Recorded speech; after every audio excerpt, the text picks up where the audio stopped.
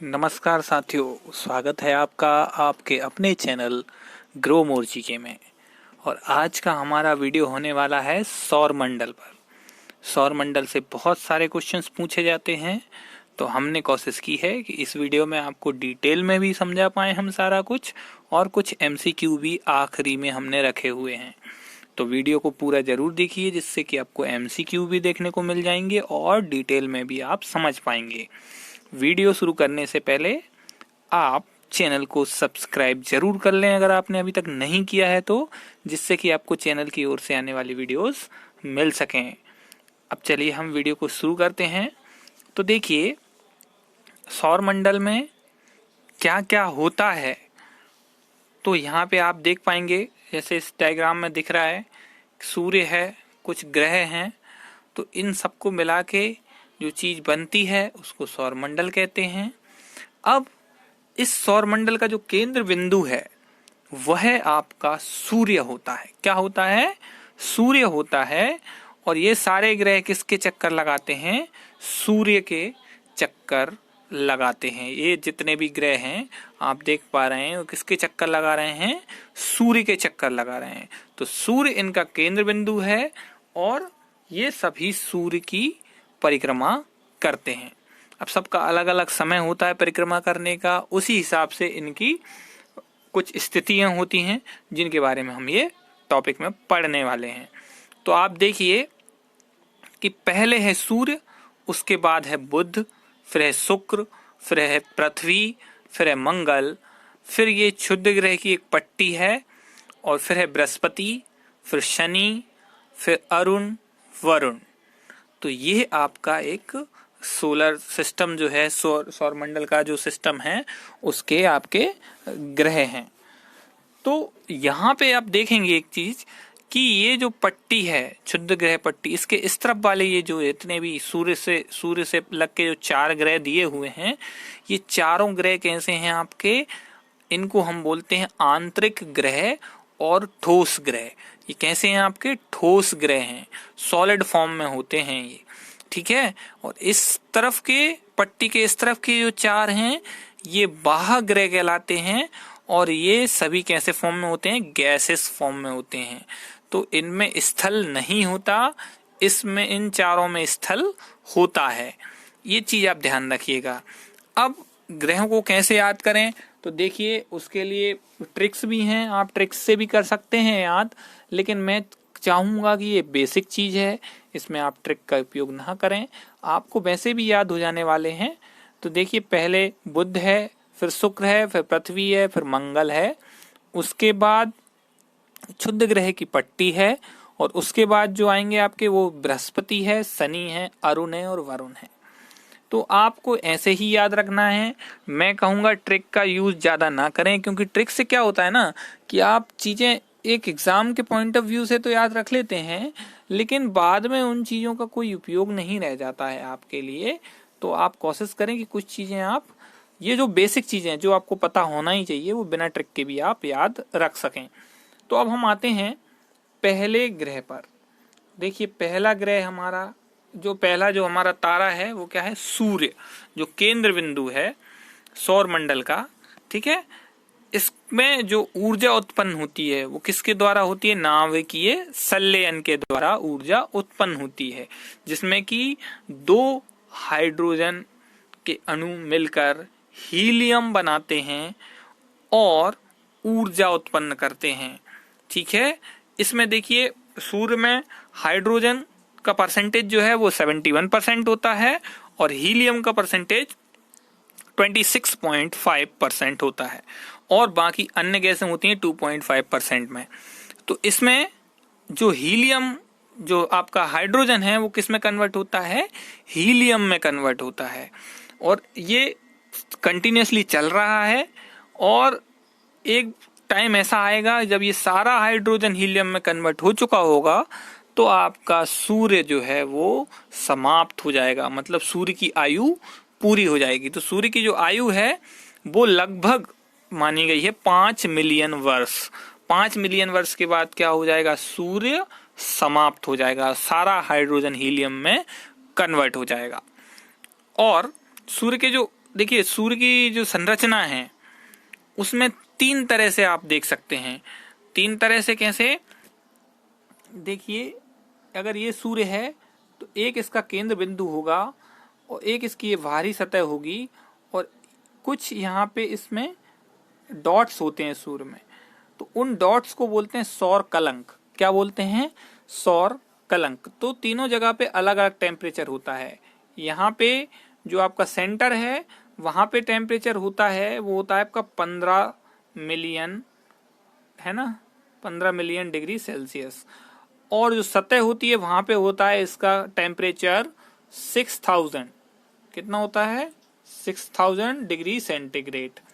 और जो सौर कलंक है, जो ये दिख रहे हैं आपको, इन पर जो टेम्परेचर होता है वो होता है आपका 1500 डिग्री सेल्सियस। तो सूर्य में अलग अलग जगह पे अलग अलग टेम्परेचर होता है। आप ये ध्यान रखिए, क्वेश्चन पूछा जा सकता है कि सौर कलंक पर कितना टेम्परेचर होता है।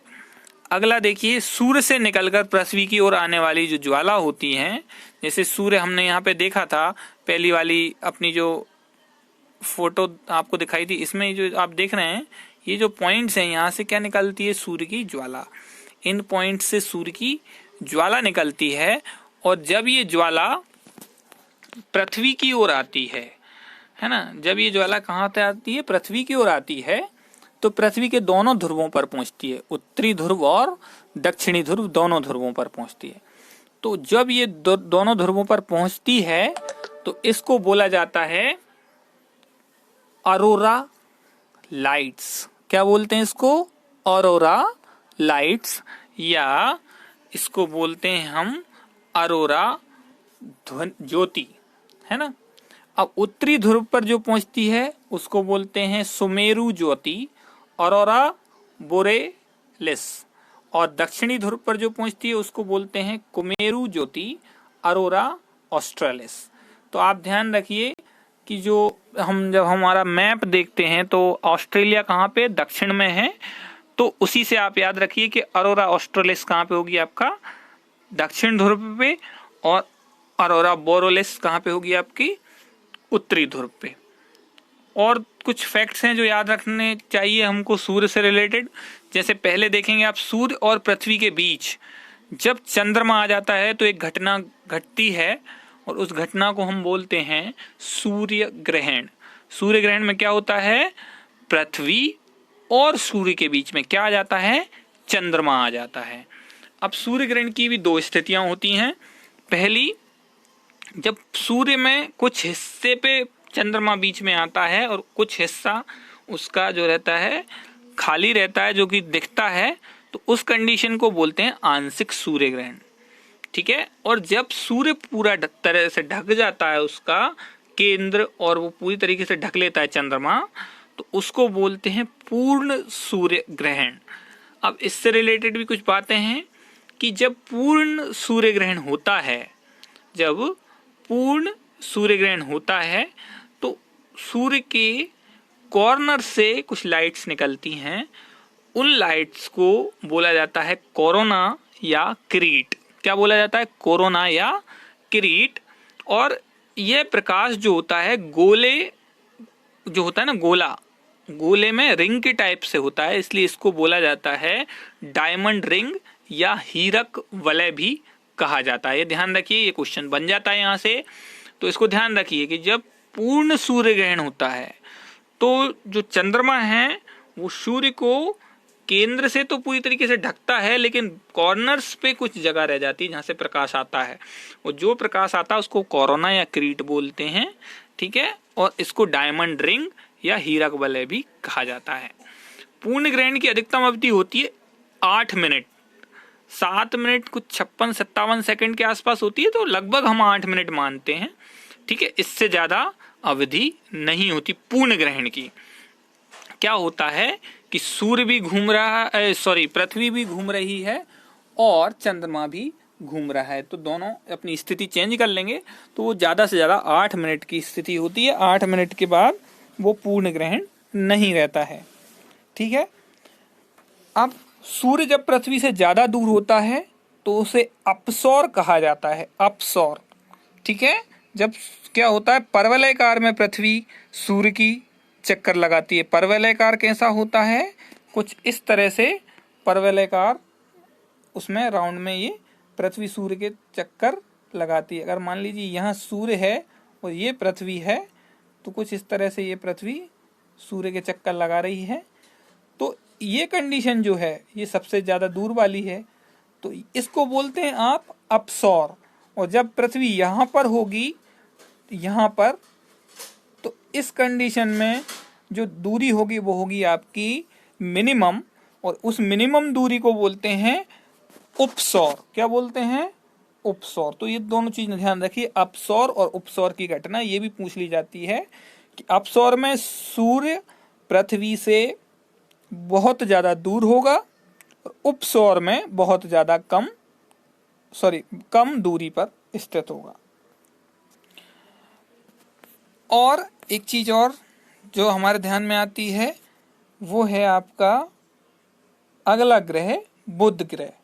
अब देखिए बुध ग्रह से संबंधित कुछ फैक्ट्स समझ लेते हैं। सूर्य के सबसे नजदीक का ग्रह है बुध ग्रह। ये पूछा जाता है, कभी कभी क्वेश्चन बन जाता है कि सूर्य के सबसे नजदीक का ग्रह कौन सा है, तो आपको पता होना चाहिए बुध है। आकार में सबसे छोटा है, ठीक है।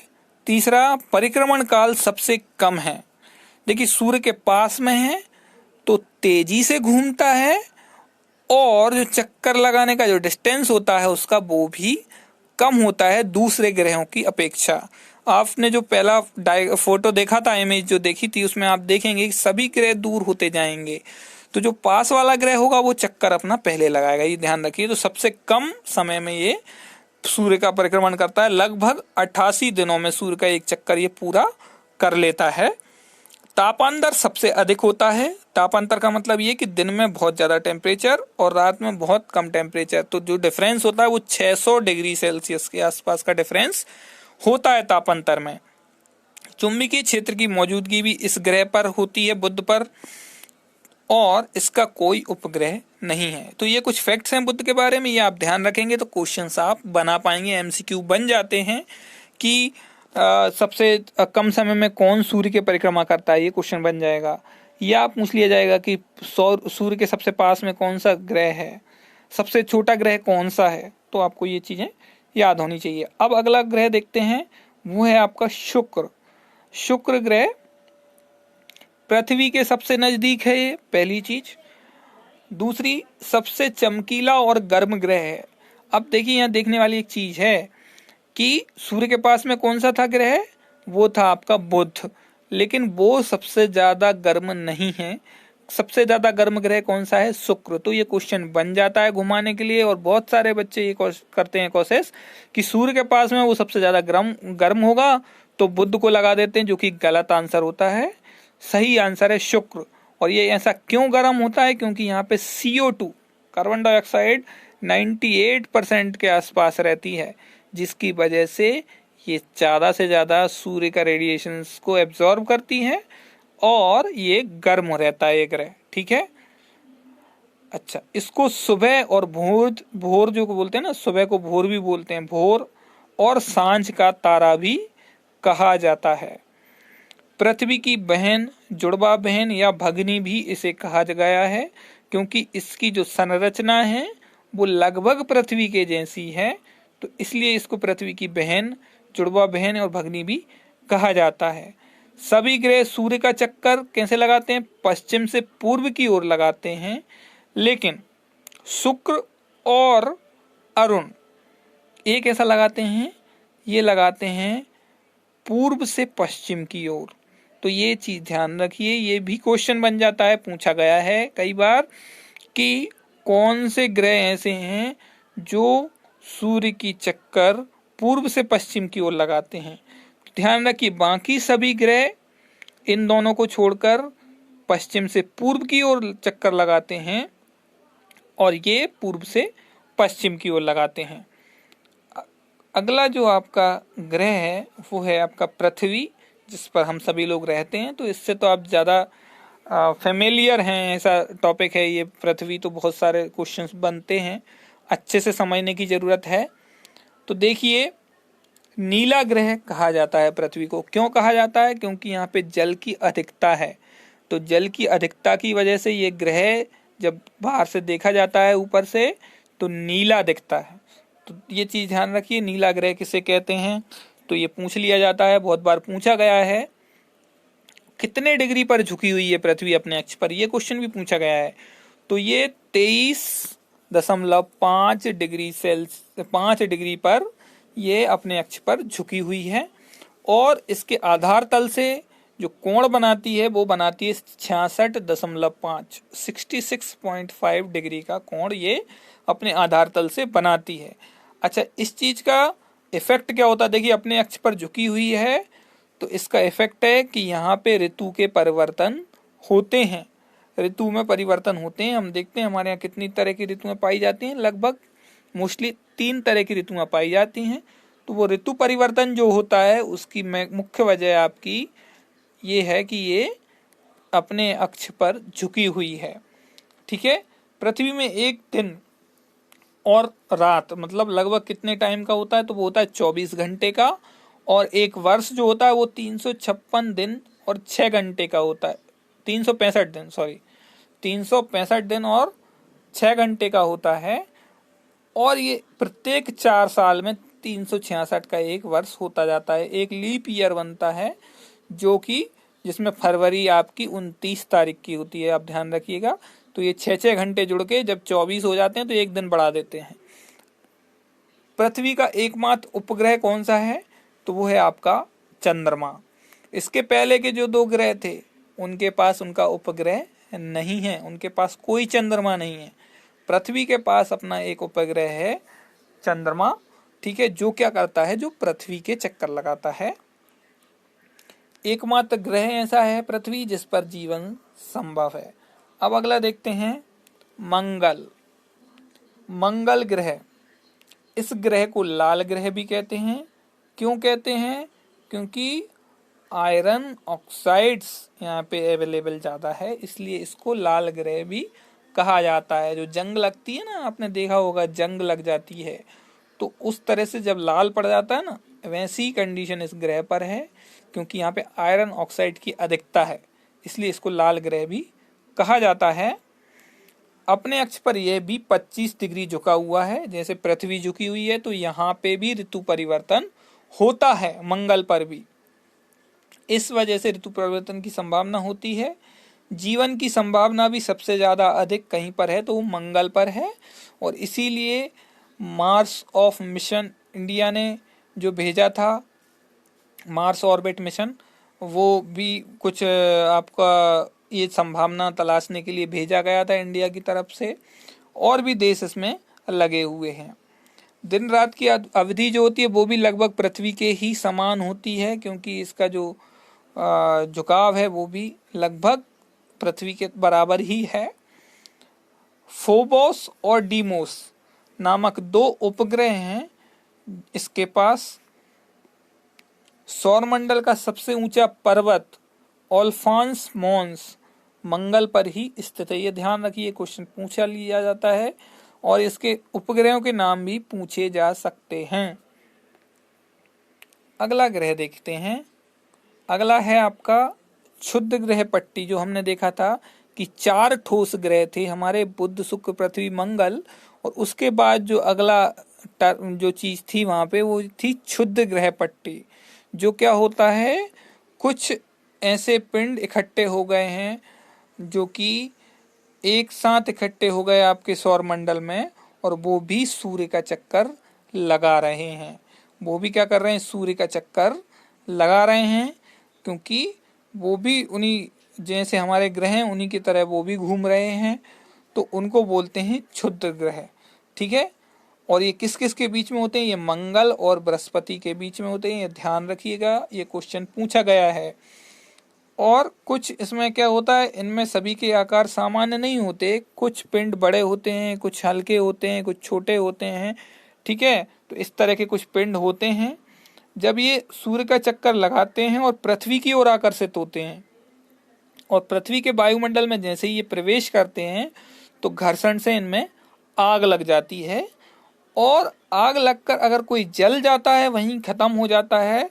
जैसे आपने देखा होगा टूटता हुआ तारा आप देखते हैं, तो वो इसी वजह से आपको दिखता है, क्योंकि जो पिंड वहां से आता है वो क्या होता है, जलकर वहीं समाप्त हो चुका होता है, इसलिए आपको लगता है कि तारा टूट रहा है, जबकि तारा टूटता नहीं है। वो घटना जो होती है वो इसी वजह से होती है। और इनको उल्का भी बोला जाता है, अगर वो वहीं खत्म हो गया जलकर तो उसको उल्का बोला जाता है। और उल्का पिंड किसको बोलते हैं, अगर जलने के बाद नीचे पृथ्वी पर आकर भी इसका कुछ हिस्सा आपको गिर जाता है तो उसको बोला जाता है आपका उल्का पिंड। धूमकेतु या पुच्छल तारा, ये भी आप समझ लें कि जब कोई जो पिंड है वो, जैसे अभी ये पृथ्वी की ओर आकर्षित हो रहे थे और कोई सूर्य की ओर आकर्षित हो जाता है, सूर्य की ओर आकर्षित होता है और जाते जाते जब वो जाता है सूर्य के तरफ तो क्या होता है, उसमें आग उसमें भी लगती है, तो उसकी जो पूंछ होती है वो धीरे धीरे धीरे बिखरने लगती है, पूंछ की तरफ से कुछ कण उसके बिखरने लगते हैं, जिसको बोला जाता है धूमकेतु या पुच्छल तारा। अब अगला ग्रह जो कि आपका गैसीय ग्रह कहलाते हैं, ये सारे ये कैसे फॉर्म होते हैं, गैस के फॉर्म में होते हैं, इन पर स्थल नहीं होता। तो बृहस्पति है सौर मंडल का सबसे बड़ा ग्रह कोई है तो वो है आपका बृहस्पति। इसके 2018 तक कितने उपग्रह थे, 79 चंद्रमा थे। और इसके जो 4 बड़े उपग्रह हैं, 4 बड़े चंद्रमा हैं, वो भी इसी ग्रह के हैं, जिनको कि गैलीलियन चंद्रमा या गैलीलियन उपग्रह कहा जाता है। गैनमीड सबसे बड़ा उपग्रह है सौरमंडल का, सबसे बड़ा उपग्रह सौरमंडल का है, वो भी इन्हीं चारों में से एक है। यह एक गैसीय ग्रह है, इस पर स्थल नहीं है, ये आपको मैंने पहले भी बता दिया। इसके बाद जो सारे आएंगे वो सभी गैसीय आपके ग्रह हैं, इन पर स्थल नहीं है। महान लाल धब्बा, ग्रेट रेड स्पॉट, अब आप बृहस्पति को देखेंगे तो एक ग्रेट रेड स्पॉट दिखता है इसमें, जो कि मतलब क्या है, उसका एक विशाल तूफान है जो कि इस ग्रह पर मौजूद है। अगला देखिए आप शनि, इस पर से भी क्वेश्चंस बहुत सारे पूछे जाते हैं, अभी भी पूछे गए थे। तो शनि सौरमंडल में बृहस्पति के बाद शनि दूसरा सबसे बड़ा ग्रह है, तो पहला बृहस्पति दूसरा शनि, ध्यान रखिए आकार में ये दूसरा सबसे बड़ा ग्रह है। इसकी एक विशिष्ट वलय प्रणाली है जो 9 सतत मुख्य छल्लों और 3 असतत चाप से मिलकर बनी है। तो इसकी एक वलय प्रणाली है जो कि कैसी है, 9 सतत मुख्य छल्लों और 3 असतत चाप से मिलकर बनी है। तो वलय प्रणाली किस ग्रह में ये पूछा गया है, ध्यान रखिए शनि में होती है। इसके कितने उपग्रह हैं, 62 हैं, इसमें से 53 जो हैं उनको आधिकारिक तौर पर नाम भी दिया जा चुका है। इसके अलावा टाइटन इसका सबसे बड़ा और सौरमंडल का दूसरा सबसे बड़ा उपग्रह है या चंद्रमा है, चंद्रमा या उपग्रह जो भी बोलेंगे आप, बातें की है। तो टाइटन, इस पे भी क्वेश्चन पूछा गया था, अभी आरआरबी में क्वेश्चन पूछा गया था टाइटन पर, तो ध्यान रखिए टाइटन शनि का सबसे बड़ा उपग्रह है और सौरमंडल का दूसरा सबसे बड़ा उपग्रह है, पहला गैनमीड है, ठीक है। वायुमंडल को सजो कर रखने वाला इसका जो उपग्रह है उस पर वायुमंडल भी मौजूद है, तो ये भी आप ध्यान रखिए कि किस पर वायुमंडल मौजूद है, तो वो शनि के उपग्रह टाइटन पर मौजूद है। इसको गैस दानव भी कहा जाता है। अगला देखेंगे अरुण, अरुण व्यास के आधार पर सौरमंडल का तीसरा बड़ा और द्रव्यमान के आधार पर चौथा बड़ा ग्रह है। सौरमंडल के सभी ग्रहों के वायुमंडल में इसका वायुमंडल सबसे अधिक ठंडा है।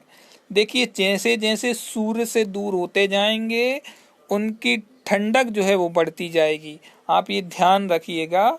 तो इस तरफ जैसे ही आएंगे आप, तो अब ये अरुण के पास आ गए, तो ये सबसे अधिक ठंडा है। यहाँ का न्यूनतम टेम्परेचर जो है वो है -49 केल्विन, 49 नेगेटिव में, माइनस में 49 है, ठीक है।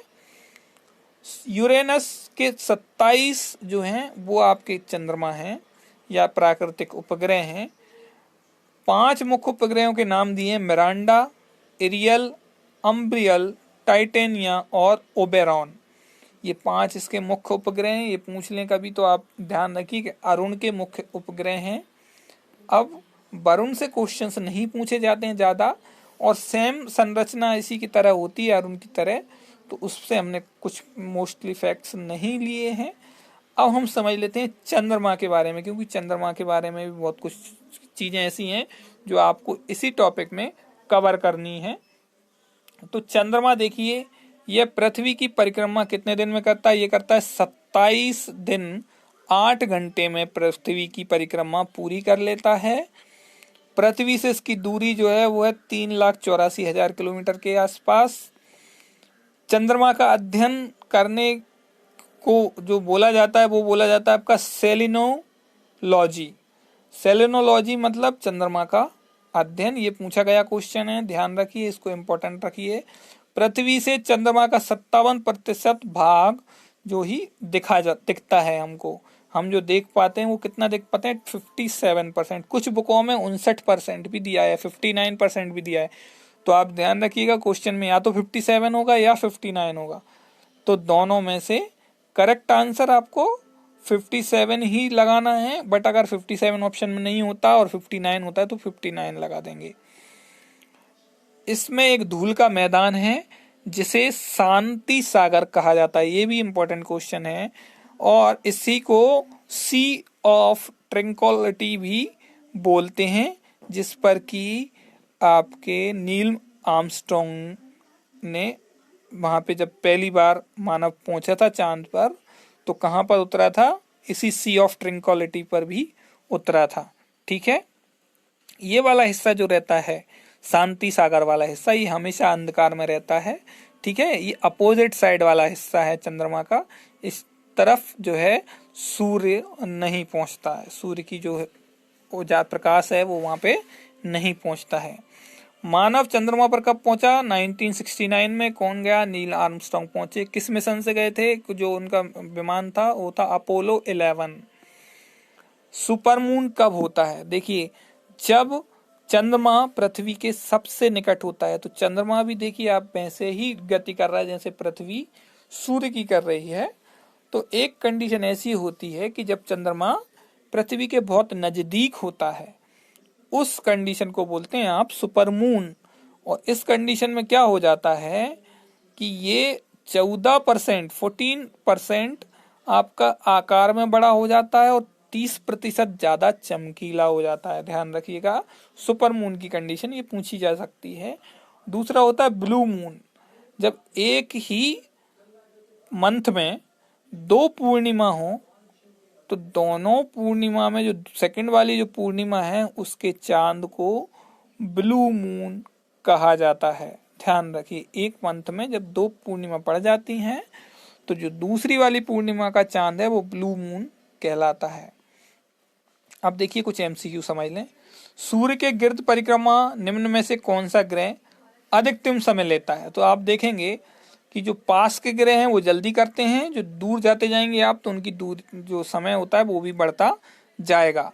तो देखिए, पृथ्वी पहले, फिर बृहस्पति बाद में, मंगल भी बृहस्पति से पहले है और शुक्र भी बृहस्पति से पहले है। तो आंसर क्या होगा? बृहस्पति। क्योंकि अब जब क्रम देखेंगे तो क्या होगा? बुध, शुक्र, पृथ्वी, मंगल और बृहस्पति। तो बृहस्पति सबसे बाद में आ रहा है इन ऑप्शन में, तो जो बाद में होगा वो देर से ही करेगा। सौरमंडल का सबसे बड़ा उपग्रह निम्नलिखित में से कौन सा है? तो आपको अभी बताया था बृहस्पति का है। कौन सा है? गैनीमीड है। ठीक है, निम्नलिखित ग्रहों में से किसके चारों ओर वलय हैं? तो ये भी आपको बताया था, शनि इसका सही आंसर हो जाएगा। नासा के किससे संबंधित मिशन का नाम जूनो है? तो ये ध्यान रखिए, इसका है बृहस्पति पर जो मिशन भेजा है नासा ने उसका नाम जूनो है। सौरमंडल के बड़े उपग्रहों में से एक टाइटन निम्न में से किसका उपग्रह है? देखिए, पहला गैनीमीड था वो बृहस्पति का था, टाइटन जो है वो शनि का है। ये दूसरा सबसे बड़ा उपग्रह है, शनि ग्रह है। कैसा है शनि ग्रह? शनि ग्रह प्लूटो से ठंडा, नेपच्यून से ठंडा, नेपच्यून से गर्म, जुपिटर से गर्म। तो इसका सही आंसर हो जाएगा आपका नेपच्यून से गर्म, नेपच्यून से गर्म होगा। देखिए प्लूटो से ठंडा नहीं हो सकता, प्लूटो तो वैसे भी आपका जो है खत्म हो गया है और उसके पहले है आपका शनि, तो प्लूटो से तो ठंडा नहीं होगा। नेपच्यून से ठंडा, नेपच्यून से ठंडा नहीं होगा। क्यों? क्योंकि नेपच्यून इसके बाद में, नेपच्यून इससे ज्यादा ठंडा है। ठीक है। जुपिटर से गर्म, जुपिटर से गर्म नहीं होगा क्योंकि बृहस्पति पहले है, उसके बाद शनि है, तो आंसर आपका सी होगा। शनि ग्रह को सर्वप्रथम किस खगोल शास्त्री ने देखा था? तो ये है आपके गैलीलियो, इन्होंने शनि को सर्वप्रथम देखा था। नंगी आंखों से देखने वाला सबसे दूर का ग्रह है, तो ये है आपका शनि ग्रह, जिसको कि हम नंगी आंखों से देख सकते हैं। शनि ग्रह के चारों ओर पाए जाने वाले वलयों की संख्या कितनी है? तो ये इसका आंसर जो आना चाहिए वो 12 होना चाहिए, गलत आंसर है 12। 3 वैसे वलय थे और 9 आपके दूसरे वलय हैं, तो इस तरह से वो कुल 12 होना चाहिए, तो इसका आंसर 12 होना चाहिए। अगला क्वेश्चन है, सौर मंडल का सबसे कम घनत्व वाला ग्रह है? तो ये है आपका शनि, जिसका सबसे कम घनत्व है। सौरमंडल का दूसरा सबसे बड़ा ग्रह कौन सा है? तो वो भी आपका शनि ही है, पहला बृहस्पति है। शनि ग्रह का सबसे बड़ा उपग्रह, अभी आंसर बताया था, टाइटन शनि ग्रह का सबसे बड़ा उपग्रह है। निम्न में से किस ग्रह के चारों ओर स्पष्ट वलय है? स्पष्ट वलय शनि पर ही है, तो शनि से बहुत सारे क्वेश्चंस बन रहे हैं। देखिए, यूरेनस की खोज किसने की थी? तो यूरेनस की खोज की थी हर्शेल ने। कौन सा ग्रह सर्वाधिक गैसों से घिरा हुआ है? तो ये है आपका यूरेनस, यूरेनस सबसे ज्यादा गैसों से घिरा हुआ ग्रह है। यूरेनस के कितने उपग्रह हैं? तो हमने देखा था 27 उपग्रह यूरेनस के पास हैं। तो ये कुछ क्वेश्चंस हैं जो कि हमने देखे हैं। वीडियो अगर अच्छा लगता है तो आप वीडियो को लाइक जरूर कर दीजिए और अपने दोस्तों के साथ शेयर भी कर दीजिए। थैंक यू दोस्तों।